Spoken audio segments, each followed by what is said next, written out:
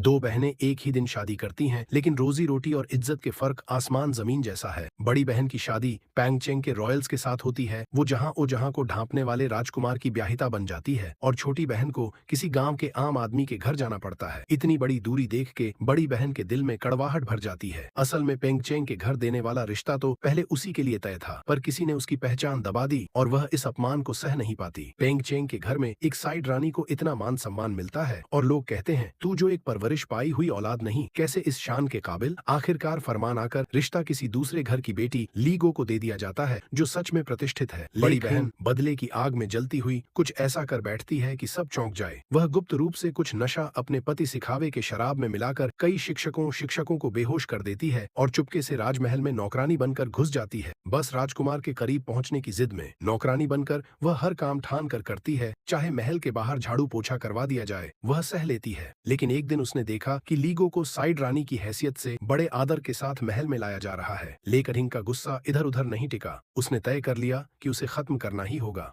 वहीं लीगो को भी महल में आने पर नानी सा खाना और कठोर सख्ती मिली। कपड़े पहनाना भी उसे नहीं आता था। नौकरानियां घबरा जाती थीं। एक बार वह इतनी जोर से किसी को पकड़े कि बूढ़ी नानी की कमर पकड़ ली और उसे सबक सिखा दिया। तभी रानी आई। नानी सोचती थी रानी उसकी तारीफ करेगी और रानी को लीगो बुलाकर अपनी कहानियां सुनाई। लीगो जाते हुए नानी को उल्टी सीधी चेहरा बनाकर भी चल दी। नानी आग बबूला हो गई। लीगो के महल में आराम से बस जाने पर और नहीं बैठी, बदला लेने की योजना बनाई। उसने रानी के पास के एक बड़े दासी को खरीद लिया और जगह जगह अफवाहें फैला दी कि लीगो के शरीर पर पुराने घाव हैं, उसी तरह के निशान जो किसी खतरनाक जुर्म या दर्दनाक बीते हुए जमाने के मतलब होते हैं। अगली सुबह जानबूझकर रानी की दादी ताइफू के पास जाकर चुपके से कह देती है कि लीगो तो किसी अजीब सफर से आई है, कहीं उसने कुछ ठीक नहीं देखा। और वहीं से अफवाह फैलती है कि लीगो पर कुछ गहरे निशान हैं। रानी ने सोचा कि ये सब बड़ी बात नहीं, घाव किसी के चरित्र का पैमाना नहीं होते। रानी ने अच्छे से इलाज करवाने का फैसला किया और एक खास मरहम लगाया, पर लीगो को मरहम लगाने के बाद तेज बुखार चढ़ गया और चीजें अजीब लगने लगी। असल में ने फिर साजिश की थी। उसने किसी तरह दवा में कोई चीज मिलाई थी ताकि लीगो बीमार पड़े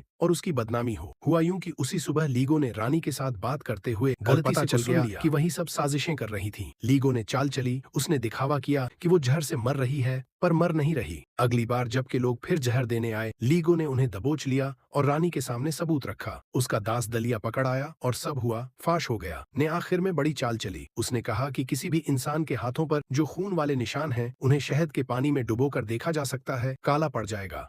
और यही सबूत है। पर ने पहले ही योजना बनाई थी। उसने रास्ते में किसी और की हथेली पर वह चिकनाई लगाकर फिर के हाथ साफ कर लिए थे और बेगुनाह एक दासी यू यान को इस झूठ का जिम्मेदार ठहरा दिया गया। राजमहल ने आदेश देकर यू यान को फांसी दे दी और टल गई। उसे बस सजा में थोड़ी सी शर्मिंदगी और